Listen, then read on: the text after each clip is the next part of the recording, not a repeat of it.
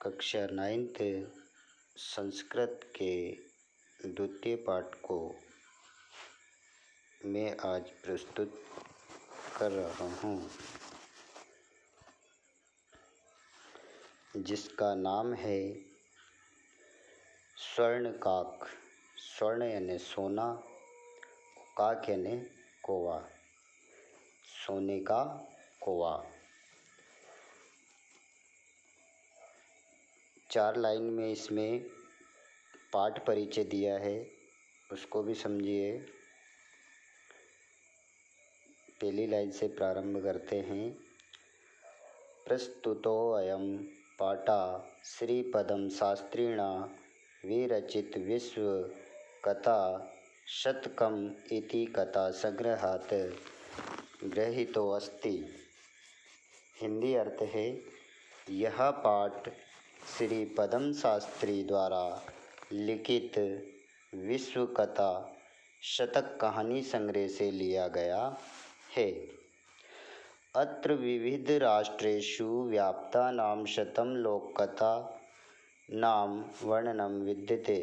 इसमें विभिन्न राष्ट्रों में व्याप्त 100 लोक कथाओं का वर्णन है। अर्थात जो उनके द्वारा लिखित यह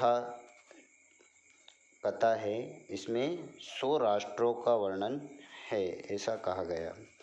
ऐसा कथा वर्म अर्थात म्यांमार देशस्य श्रेष्ठ लोककथा अस्ति। यह कथा बर्मा, जो वर्तमान में म्यांमार नाम से प्रसिद्ध देश की श्रेष्ठ लोककथा है। अस्यां कथाया लोभस्य दुष्परिणाम तथा च त्यागस्य सुपरिणाम स्वर्णपक्ष काक माध्यमेन वर्णितो अस्ति। इस कथा में लोभ का दुष्परिणाम तथा त्याग का अच्छा परिणाम सोने के पंख वाले कौवे के माध्यम से वर्णित है। गद्यांश प्रस्तुत करते हैं। पुरा कस्मिंश्चित् ग्रामे एका निर्धना वृद्धा स्त्री न औसत। यानी पुराने समय में किसी गांव में एक निर्धन बुढ़िया रहती थी। तस्याः च एका दुहिता विनम्र मनोहारा च आसीत्। उसकी एक बेटी विनम्र और सुंदर थी। एकदा माता स्थाल्यां तण्डुलान् निक्षिप्य पुत्रीम् आदिशत। यानी एक बार माता ने थाली में चावल भरकर बेटी से कहा, सूर्यातपः तण्डुलान् खगेभ्यो रक्षः। यानी सूर्य की धूप से चावल जो सूख रहे हैं, उनकी पक्षियों से रक्षा करो। किंचित कालांतरम एको विचित्र काकसम उड़ीय तस्य समीपम आगच्छत। थोड़ी देर के बाद एक विचित्र कौवा उड़ता हुआ उसके पास आया। न एतादृशः स्वर्णपक्षो रजत चंचु स्वर्णकाकतया पूर्वं दृष्टा। ऐसा सोने के पंख और चांदी की चोंच वाला सोने का कौवा उसने पहले कभी नहीं देखा था। तम तण्डुलान् खादन्तं हस्तः च विलोक्य बालिका रोदितुम् आरब्धा। उसे चावल खाते हुए और मुस्कुराते हुए देखकर बालिका ने रोना प्रारंभ कर दिया। तम निवारयन्ती सा प्रार्थयत तण्डुलान् मा भक्ष। उसने उड़ाते हुए उससे निवेदन किया कि चावल मत खाओ। मदीया माता अतीव निर्धना वर्तते। मेरी माता बहुत निर्धन है। स्वर्णपक्षः काक प्रोवाच माँ शुचः। सोने के पंख वाला कौवा बोला, दुखी मत हो। सूर्य उदयात प्राग ग्रामः बहि पीपल वृक्षानु त्वया आगंतव्यम। सूर्य के उदय होने से पहले गांव से बाहर पीपल के पेड़ के नीचे तुम आ जाना। अहम तुभ्यं तंडुलमूल्यं दास्यामि। मैं तुम्हें चावल की कीमत चुका दूंगा। प्रहर्षिता बालिका निद्रा अपि न लेभे। प्रसन्न होकर बालिका ने नींद भी नहीं ली। सूर्य उदयात पूर्वम एव सा तत्रोपस्थितः। सूर्य के उदय होने से पहले ही वह वहाँ उपस्थित हो गई। वृक्षस्य उपरि विलोक्य सा च आश्चर्यचकितः। वह पेड़ के ऊपर देखकर आश्चर्य में पड़ गई कि संजाता यत् तत्र स्वर्णम प्रसादो वर्तते। वहाँ सोने का बना हुआ राजमहल था। यदा काक शयित्वा प्रबुद्धः तदा तेन स्वर्णगवाक्षः कथितम्, अहो बाले।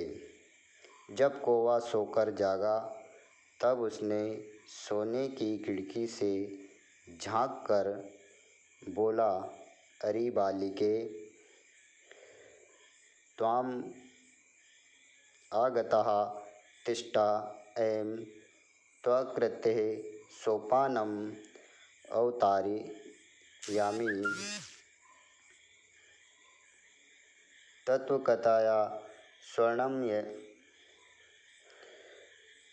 अयं रजतम् अयं ताम्रम् अयं वा। तुम आ गई हो, बैठ जाओ। मैं तुम्हारे लिए सीढ़ी उतारता हूँ। बताओ, सोने की या चांदी की या तांबे की। कन्या औदत। कन्या बोली, अहम निर्धन मातु दुहिता अस्मि। मैं एक निर्धन माता की पुत्री हूँ। ताम्र सोपानेन एव आगमिष्यामि, परम स्वर्ण सोपानेन सा स्वर्ण भवनम आरोहित। मैं तांबे की सीढ़ी से ही आ जाऊंगी, परंतु वह सोने के भवन में सोने की सीढ़ी से चढ़ी। चिरकालं भवने चित्र विचित्र वस्तूनि संजातानि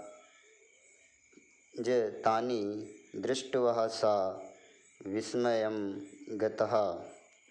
बहुत देर तक भवन में चित्र विचित्र वस्तुएं सजी हुई देखकर वह आश्चर्य में पड़ गई।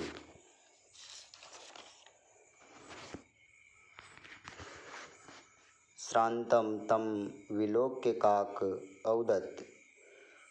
उसे थकी हुई देखकर कौवा बोला, पूर्वम लघु प्रतराशः क्रियताम। पहले सुबह का नाश्ता कर लो, वह त्वं स्वर्ण स्थाल्यं भोजनम करिष्यसि। बताओ, तुम सोने की थाली में भोजन करोगी, किं वा रजत स्थाल्यम उत ताम्र स्थाल्यम, की चांदी की थाली में या फिर तांबे की थाली में भोजन करोगी। बालिका बोली, ताम्रस्थाल्यम एव अहम निर्धन भोजनम करिष्यामि। तांबे की थाली में ही मैं गरीबों वाला भोजन करूँगी। तदा सा आश्चर्यचकिता संजातः यदा स्वर्णकाकेन स्वर्णस्थाल्या भोजनं परिवेशितम्। तब वह आश्चर्यचकित हो गई। तब सोने के कौवे ने सोने की थाली में उसे भोजन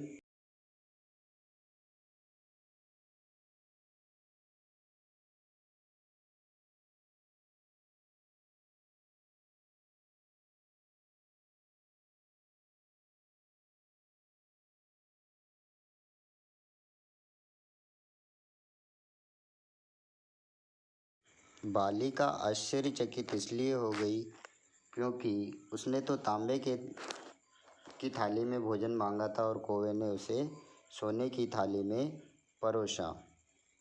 न एतादृशं स्वादु भोजनम अद्य अवधि बालिका खादितुवती। बालिका ने ऐसा स्वादिष्ट भोजन आज तक नहीं किया था। काको अवदत बालिके, कौवा बोला, हे बालिके, अहम इच्छामि यत् तौ सर्वदा अत्र एव तिष्ठ परं तौ माता तु एकाकिनी वर्तते। कौवा बोला, बालिके, मैं चाहता हूँ कि तुम हमेशा यहीं रहो, परंतु तुम्हारी माता अकेली है। अतः त्वा शीघ्रम एव स्वगृहे गच्छः। इसलिए तुम शीघ्र ही तुम्हारे घर जाओ।